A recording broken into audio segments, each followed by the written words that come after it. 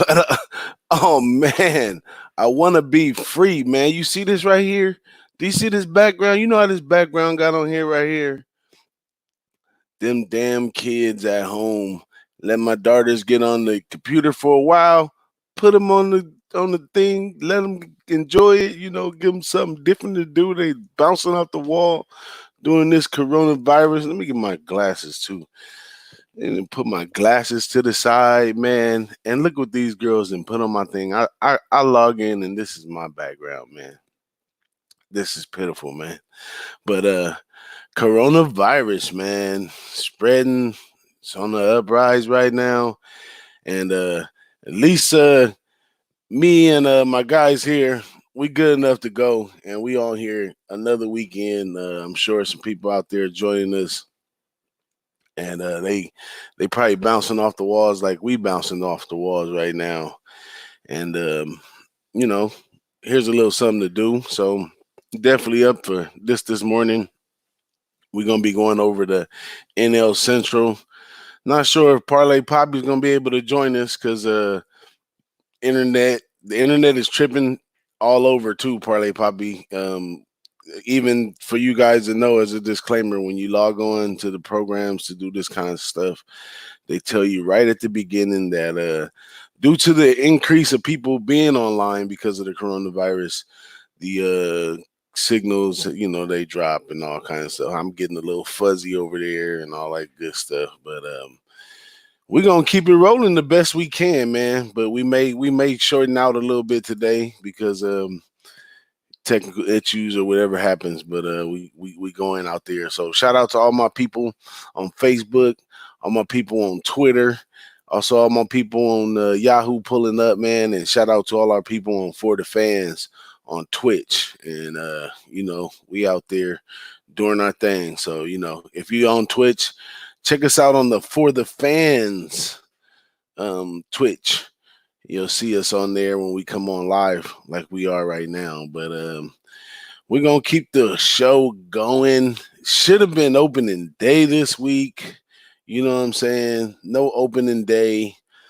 It's tough for baseball fans everywhere. But we all surviving throughout this, occupying our time with other stuff and doing these type of shows right here. But let me get ready to bring my partner on right here. He been thugging it out with us this whole way, man. We got the NL Central this week, and then we have the AL Central, and then we'll be then covered everything. So let me bring my guy in here. Let me see if I can pull up. It's Papi Parlay here. I had a great time on Who-Bangin Sports Talk with DJ Bigboss and Parlay Papi. Shout out both them, chopping off the AL West. Each and every week we'll be talking about each division in baseball. If you're ready, I'm ready. Let's do it.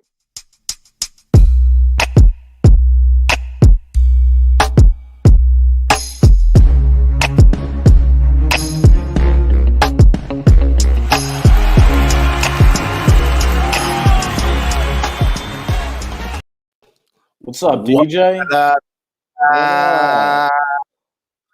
Plenty of energy, man. Good to see you this morning. Good to see you too. We had some folks tuning in, but it looked like they tuning out on us today. But it's all good, man. We breaking this down for the future to come. So people show up. How you like my shiny background my daughter's put on there, man? Yeah, that's cute. That's my color right there. Yeah, there you go. Right up your alley. I doubt that. Man, I got to get this thing out of here, man. But how you feeling, man? Should have been opening day this week, and here we are, right here. Could you imagine what we would have been doing by now had the season been taking place? We would have been lining up bets. Yep. All kinds of stuff right now. But instead, we still uncertain about a few things. How you feeling about that? Yeah, it's really upsetting. I thought about it the other day. I'm like, yeah, we'd be watching baseball.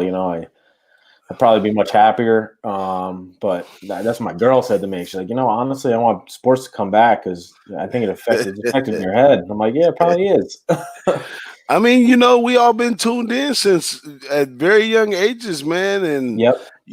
For this this is a part of our finances, like even for the squares guy who's just in it for a little fun and a little extra money, right? Yep. This is extra little pot that bounces around that, he buys his extra little cigars or whatever he likes, off that extra little money. And it also occupies time in his life and helps you enjoy the sports. I mean, any real sports better know, like, wagering on the games just makes the game times 10. You know what I'm saying? Absolutely. But Absolutely. even for those guys, man, it's affecting us in some way. Sure, I've been trying to play it cool though, man. I ain't gonna even lie. I reckon I ain't gonna let it wear me down through a time like this. And I'm like everybody else. I'm back and forth with this thing. Like at 1 minute, I'm like, it's whatever. Other minutes, I'm like, man, this is creepy. I don't know what's going on. Yep. But so I've been back and forth with the whole thing, and of course, no sports is messing with me. But when I get lemons, I make lemonade, man. So I've been heavy on the esports. I've been doing the track with the fellas over there with Jimmy and all that kind of stuff. So it's been keeping me occupied. And, I'm getting that wagering off. So I am actually able to lose money, shall I say? But we won some money over there on the horses, though. Oh yeah, yeah. So I'm so up on that. I'm like, okay, well, whatever happens, happens. You know what I'm saying? So I'm hopping back over there, jumping into that. But yeah, still growing the face out. No shave Corona. Still going strong. Man, out here, out here you got to shine. You got to show. Even through times like this, you can still get a king cut, man. No barbershops or nothing. Barber, long time friend of mine comes by the house. There you go. Just to hang out with me. There you go. And give me a haircut, man. There you go. Shout out to my barber Toronto for that. So I'm I got that shave, So, okay. You're one of the few. Everybody's walking around grizzly like. Yeah, for real. And that's crazy because, barbershops, that kind of correlates with sports too. Like guys that get their hair cut at a barbershop on like a weekly basis. Is that what you do, or you get the house cut? My girl's a hairstylist, so she normally cuts my hair. Oh, okay. So I could get it whenever I want, essentially, too. Yeah. So but back in the day, at some point, I'm sure you went to a barbershop. And when you go, and we did a couple shows from my homeboy's barbershop back in the day, me and Wham. But that's where you go and they talk sports, man. That's where you go, and you might have your own opinion amongst your friends that you discuss sports with, but when you go to the barbershop, it's like bringing your opinion to the great arena. You know what I'm saying? which kind of correlates over to shows like this and people like us. That's like I'm up for that challenge. I've been in those barbershop debates. I stayed at the barbershop 5 hours before, no problem. Watch the game, watch the movie, and some more stuff. You know what I'm saying? But yeah, it's wild, man. It's wild. Yeah. So, baseball news here I was checking out lately. So it says MLB players reach a deal addressing some key issues with baseball. And you was up on that one? No, what does it say?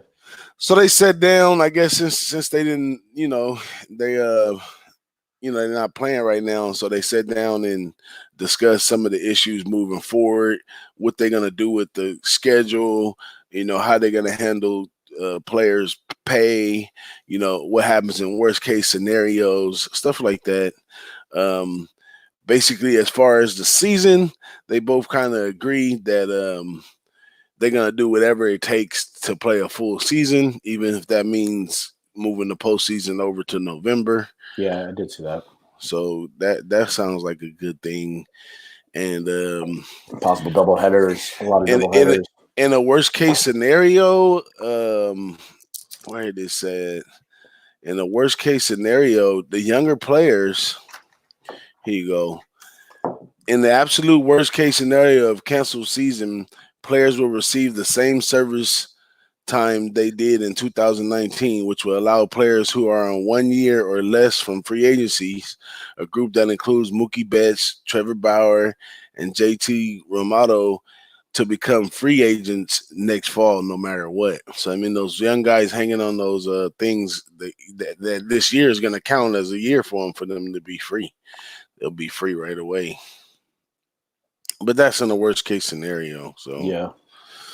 then, also some stuff about the money. If the player's gonna really be receiving and that type of stuff. So there was a lot of agreements, but there were some disagreements. A couple of the situations they're gonna revisit it again on June 10th.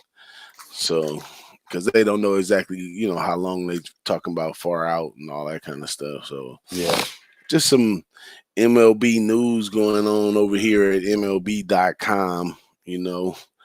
But other than that, man, you ready to jump into this NL Central? I am. This is one of your faves right here. You sound a little excited right here. No, I just love baseball. I'm excited about every That's division, right. That's right.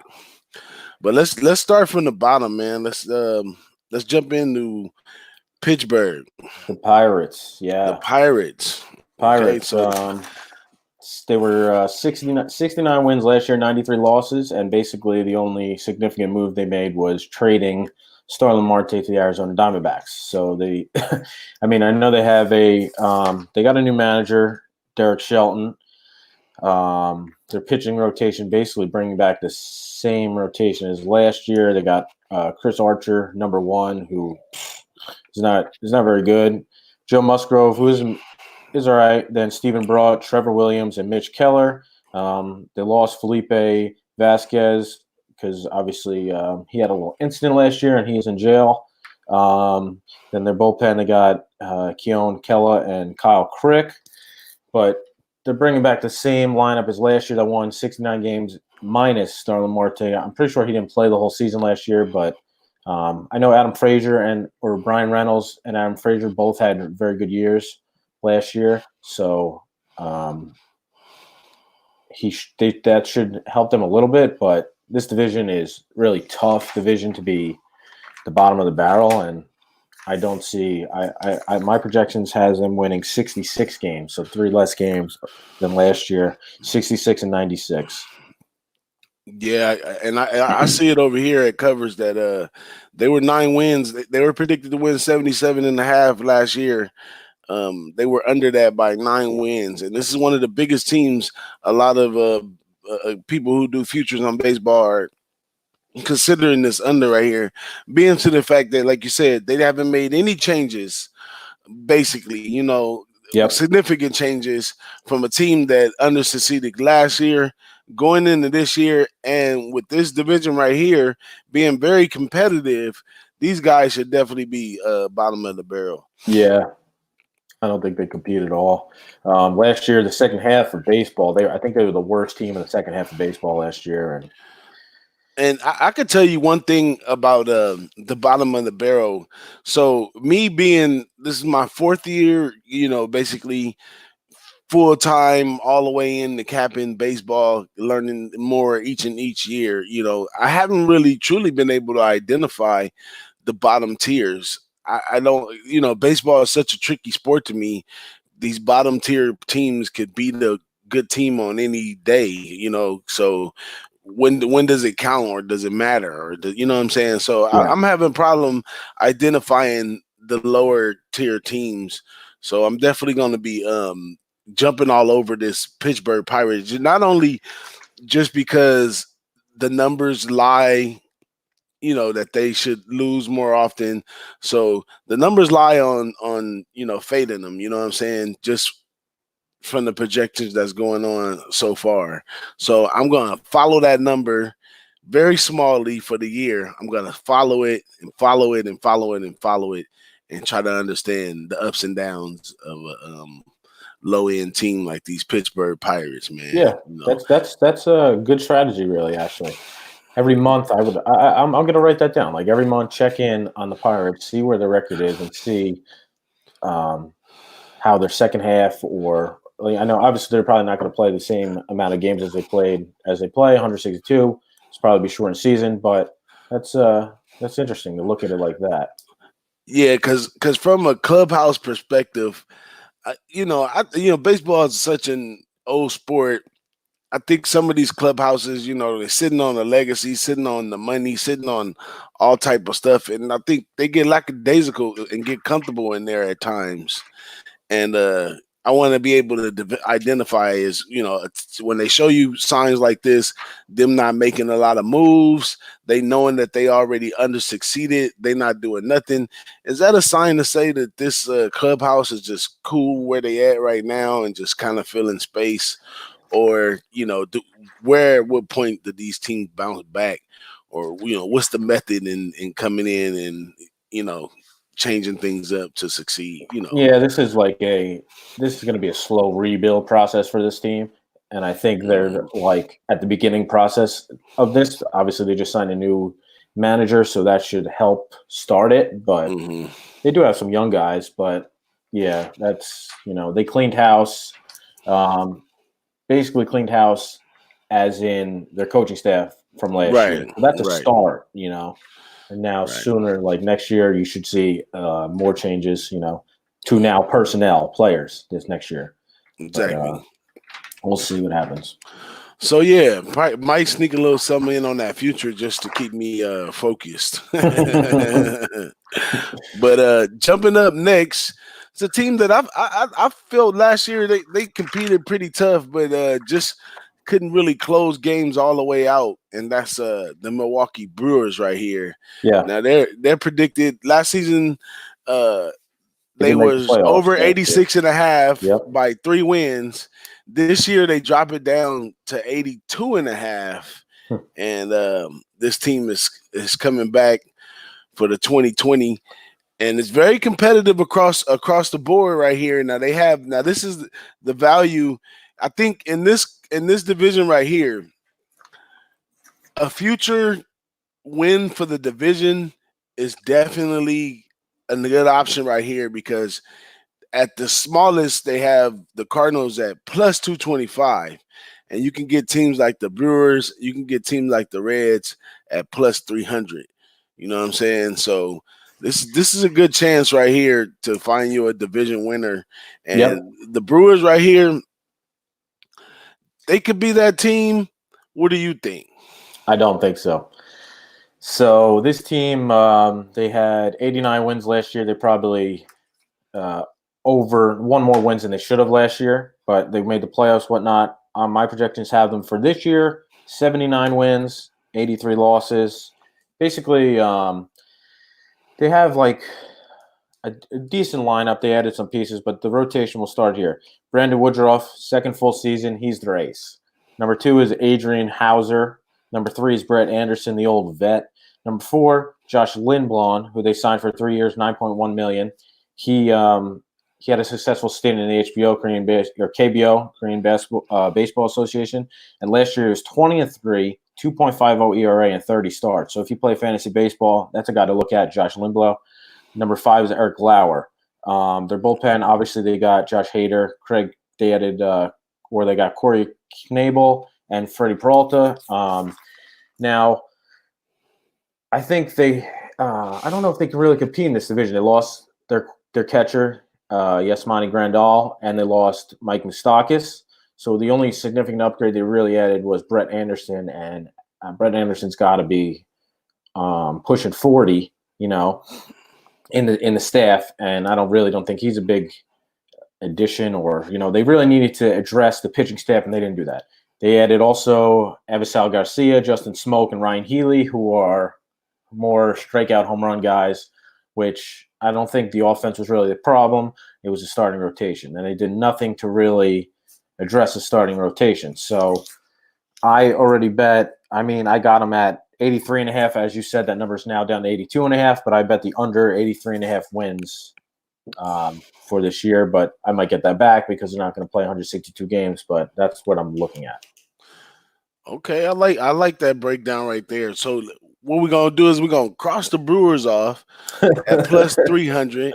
We're gonna cross Pittsburgh off at plus 5,000. I got one for you. Once we go through this whole thing, I got one for you on there. We're gonna come up with one regardless. The way we're gonna go through it, we're gonna come up with one regardless. So Let's go ahead and move on to the next team, man, which is going to bring us up to the Cincinnati Reds. Now, a lot of talk about the Cincinnati Reds.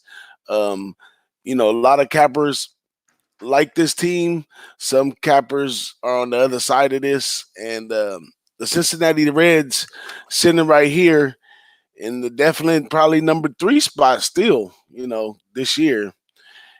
Is this the Reds' year to turn it around? Is this the type of growth or things coming together that I'm looking for in a team that was a bottom tier to come up better? Yeah, I really like the Reds this year. We'll just start with the rotation again. Luis Castillo, solid. Sonny Gray, solid. They obviously added Trevor Bauer last year during the season. And Anthony DeSclafani they have as the 4. So a little fact here, Bauer and DeSclafani are free agents after this year. So they have a lot of I think they'll pitch better. They'll try harder because they're trying to get paid next year. Right. And then they did sign Wade Miley as the 5-starter to a 2-year deal away from the Astros. Their bullpen is good still. They added Pedro Strop from Chicago. Then they got Amir Garrett, Mike Lorenzen, and Iglesias.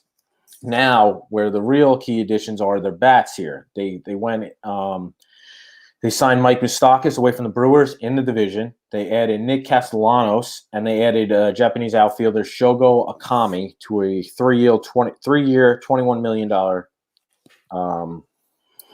contract. And he's slotted to bat first in the lineup. So it's going to be Akami, Votto, Eugenio Suarez, Mike Moustakas, Nick Castellanos in the 5, and then 6, 7, 8 is Winker, Freddie Galvis, and whoever they have at catcher, Tucker Barnhart, is slotted right now. So this team, my projections has them 85.5 wins. I have them winning 85, winning the NL Central. So if your book allows Cincinnati, if your book allows a bet to make playoffs, I know some have that, some don't. I would maybe wait a little bit for the Reds to stumble a little bit out the gate, and then bet them, hammer them to make the playoffs at plus 400, whatever exactly that number's at. But I know you have them to win the division. To win the division, we got them at plus 300. Plus 300, like that might even be worth it right there. Well, one of these top 3 are going to be worth it because, like I said, at least you're getting plus 225 with taking St. Louis. Yep. But let me look at the situation right here. Now, this is one I learned from the great Flipper 13 is that on this one right here, we got an over under at 85.5 right here. Now, last season, they were under 79.5 by 5 wins. So they're talking about a huge advancement right here. And like you mentioned, the proof is in the pudding with the lineup that they have now, with the bats that they have to go along with it. Everything should match up, like I said. But, sometimes the song is not as good as it sounds when you record it, when you actually play it on playback. So recording this song right here, it sounds like a winner, all the way right here. And everybody's on the over 85.5, which is you actually almost what?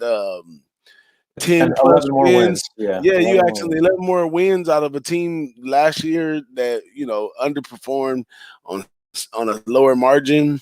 So with your number being where you say you have it 85, according to Great Flipper 13, this is definitely a situation where you take the under because you're gonna have more value with the under because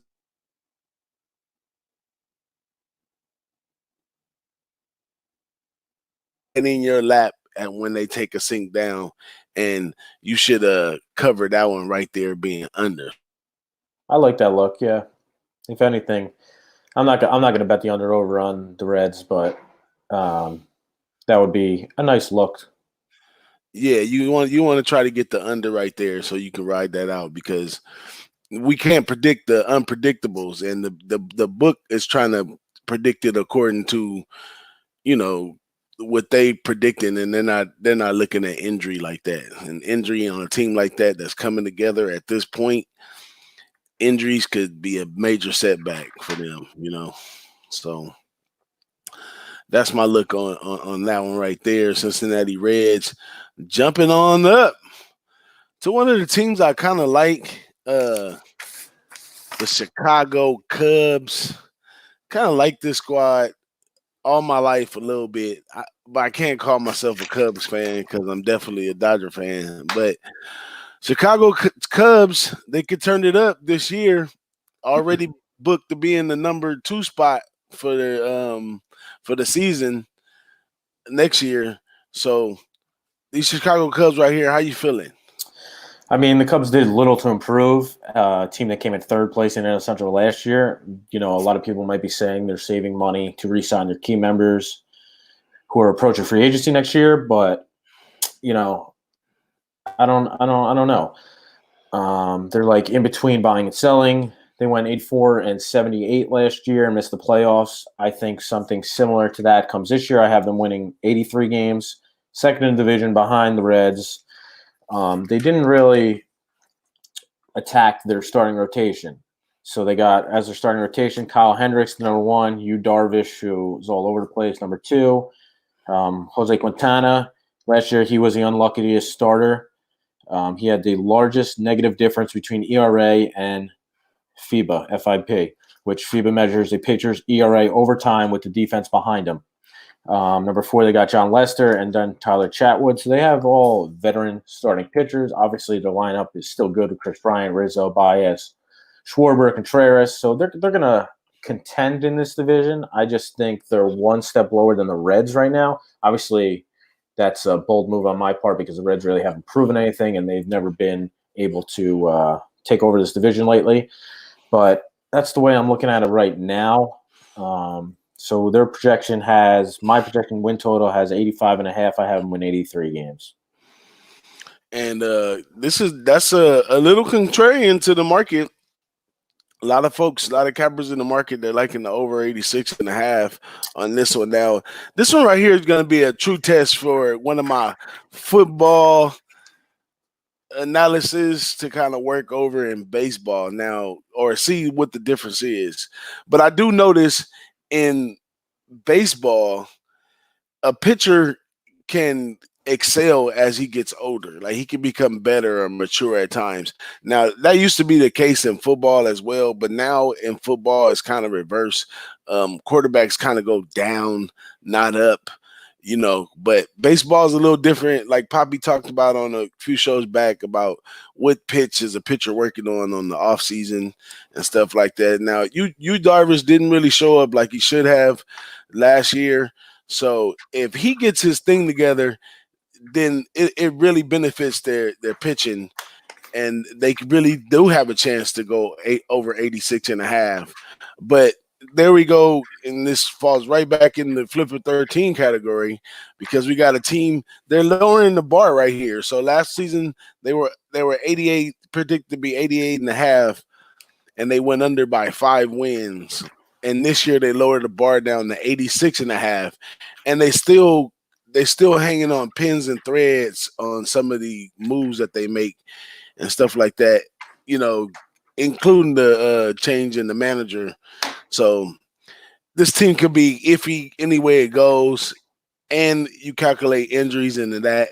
And although the market is going over in this one, I think a good undercall on the Cubs will be comfortable. And since I like them, it'll be more like one of my fan bets that if they happen to succeed further than that, I'm happy for them. But if they don't, then let's collect this money. You know what I'm saying? But that's how I'm looking out there on the Cubs. Now, as far as winning the division, though, I'm not feeling the Cubs winning the division overall. And as a matter of fact, now that I see, I'm calculating everything in, and we moving up into the last team over here, which would be the Cardinals. I see why it's so much value in here because it's really kind of a toss-up. It is. It's wide open. Other than the Pirates, it's basically wide open. Yeah, it's really kind of a toss-up. I'm throwing the Brewers out, but they still, have a possibility. Yeah. So far, I'm gonna throw the Cubs out. So I'm gonna throw the Cubs out. The Reds are still a possibility. Yep. They got a lot of volatility. now let's jump into the Cardinals, right? Yeah. Now, the Cardinals last year was a team that I watched kind of closely, and they didn't start off as good as they like. They kind of stumbled big time in there, but towards the end of the season, they pulled it together, man. And this team right here, they ran a good shot last year, and this year here they are again back at over under 88 and a half. Last season they went over by 3 wins, which had a lot to do to the last, I guess you would say, what, September and October of last year, or maybe a little before that. They kind of poured it on kind of tough. I got some guys from the Platinum Sports Talk channel, and all those guys are out of St. Louis, man. And these guys were kind of bummed out, kind of, because that's one of those states where they really, really focus in on that team. Everybody, they have a big support base right there. So everybody was down on them, and then they rose to the occasion. I guess I want to say it was August when they made that move, but that doesn't necessarily mean to me that coming into this year that they're going to be this team that's going to go over this 88 and a half again. I think they still need that type of camaraderie. They need to make the right moves and get the right lineup out there and definitely come in with those bats and to be a heavy contender. But with that being said, I think St. Louis is still, it's still a toss-up as well. What you feel about St. Louis? Yeah, so the Cardinals lost outfielder Marcell Ozuna last year to free agency, and they haven't really added any significant pieces to the team that won the division last season. They did re-sign Adam Wainwright, but he is 38 years old, so I don't know exactly how much that's going to help. But they have had 12 consecutive winning seasons, so it's really hard to throw out the Cardinals. They're, as a rotation, is them or the Reds are arguably the best rotation in this division. Jack Flaherty, Carlos Martinez, Miles Mikolas, who was slated to start on the injured list this year, returned mid-April, but we're not going to play him mid-April, so he should be back.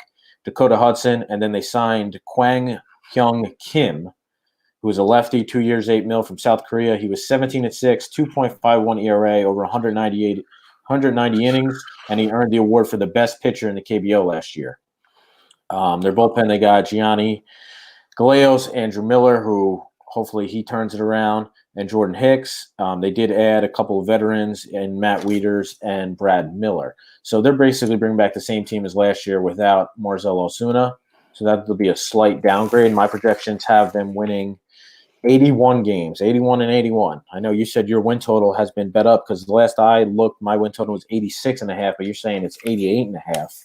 Right here on covers now. Yeah, 88.5. That's a number I would look to bet under. I understand they won 91 games last year. 88.5. They've only beat that number in the last 4 years. They've beaten that number once, which was last year. And they lost a key bat in the lineup, so I would look under definitely there.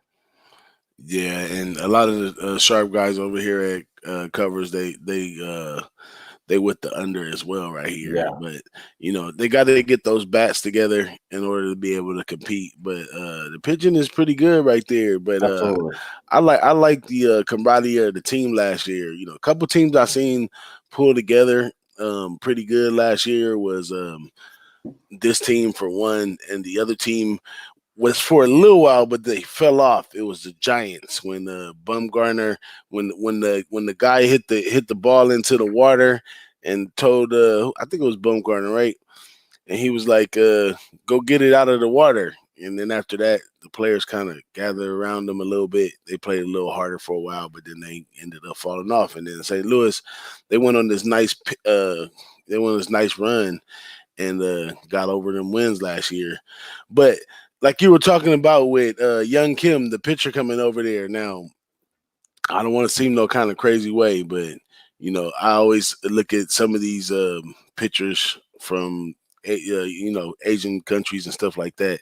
I look at them in the first 5 because, they are strong believers in themselves of being prepared and, coming out, properly. And I always take those guys in the first 5 because they're going to put their best foot forward, at least for the first 5 innings. Now, they could get touched up and mix it up somewhere in there, But I'm gonna be looking for this guy to go under first five or actually win the first five. Yep, that's good luck. Yeah. But that's about it right there for this Central right here. What any other things you want to add to that one? So I still can't come up with a true bet right here. I would have to say I think riding with everybody that's on the Reds and the value getting that plus 300 probably be the best shot to take since it's a wide open game, because I don't trust St. Louis like that. And I don't trust the Cubs as well.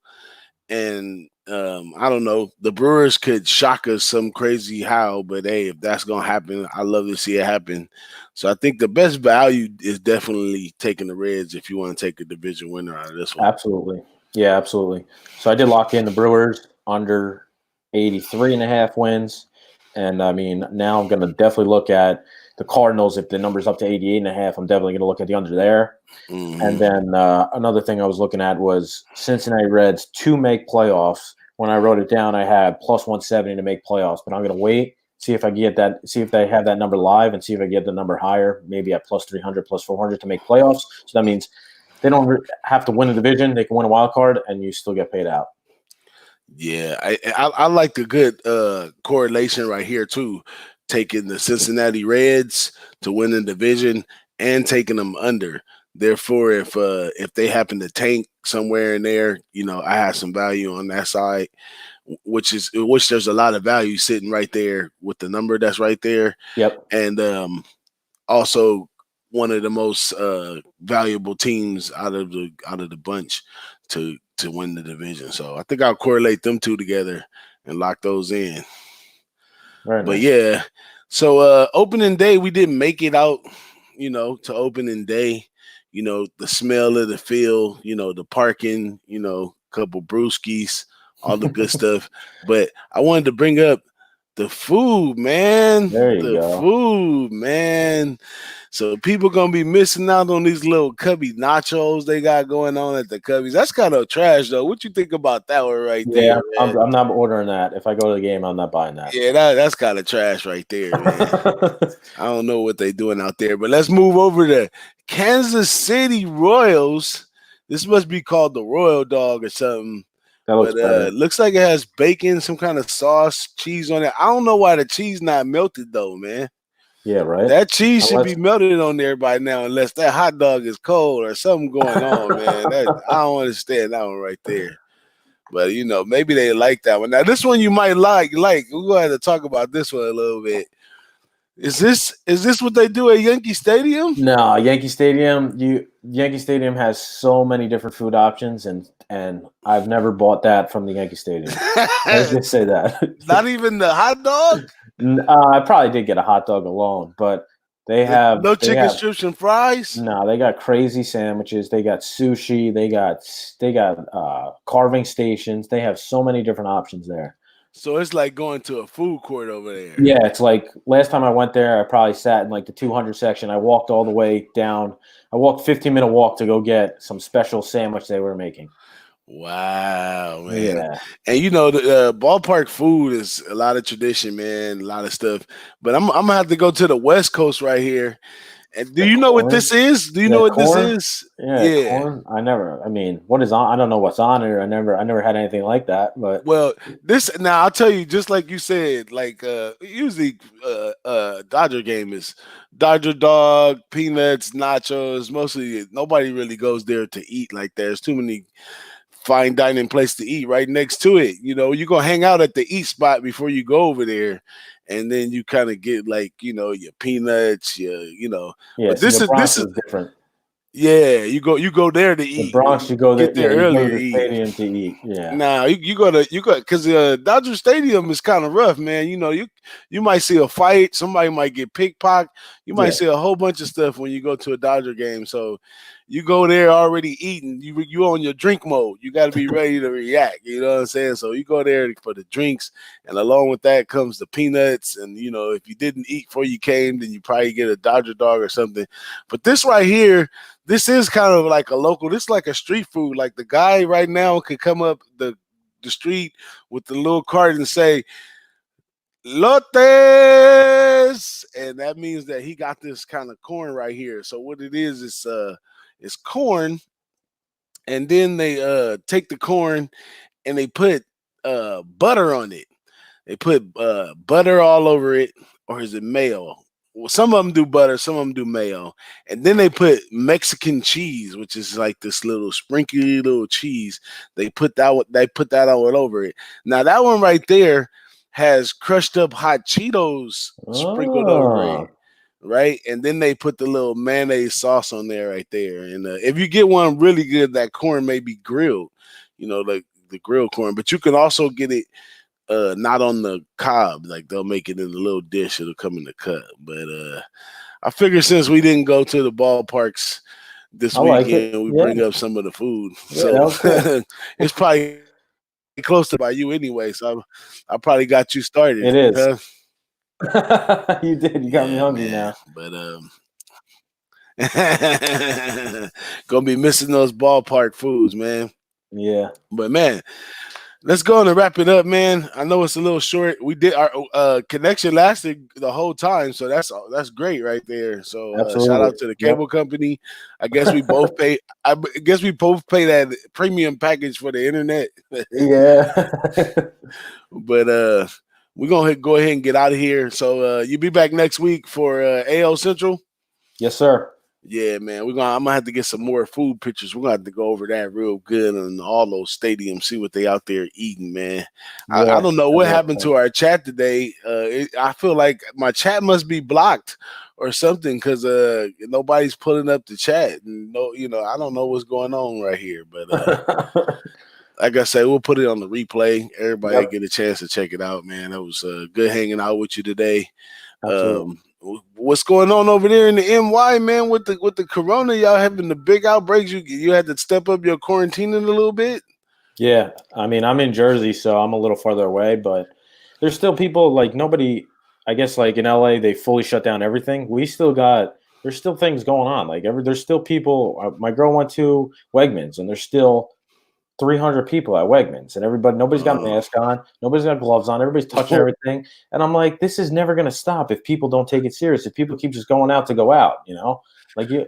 So it's the true New Yorker and people that's keeping it going around because those guys don't want to be told to do shit. Exactly. And I'm like, man, this is just going to cause it to go on longer and longer if these people just keep acting like idiots. Man, it kind of seems to me that as aggressive as it happened this week out there, and it's like they had 13 people die in one day or something like that. And, as aggressive as it's taken, I'm kind of wondering, is that a parody? I asked Dom, too. I'm like, what's really going on? Or is that something that they're sending the signal and preparing us for that? Because now over here, we got this big ship pulling up to take people who really need to go to the hospital for other shit. They got to go to the ship now because they're going to designate the hospitals everywhere else to the corona.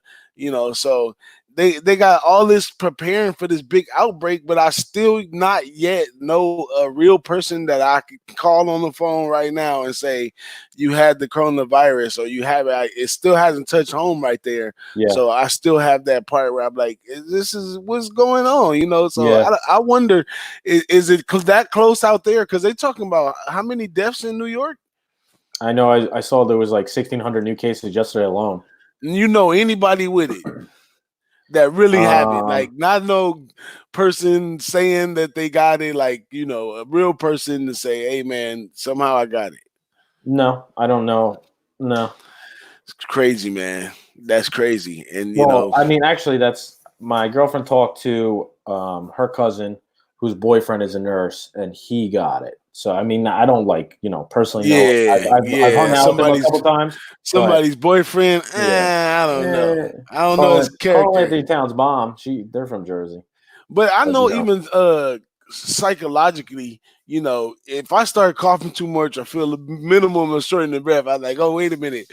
I might have been 2 places. I think I might have it now. Oh, shit. Right. I got the whole family contracted. But then, they did say at the beginning of this thing, they're gonna be normal stuff that people are still gonna have a normal flu and all that kind of stuff too. Everything will have to be that, but man, stay fit, stay safe out there, man. Yeah, you too, man. Practice social distancing. Tell that to your girls. Say, look, I don't want to argue with you no more. Yeah. Let's practice safe distancing around the house. Yeah, I'll see how that goes over. And let's double the distance to 12 feet. You know what I'm saying? But man, enjoy yourself, man. Stay safe out here, man. We're gonna get up out of here. Let me Thanks, see you this too, out. man. All right. All right, have a good one.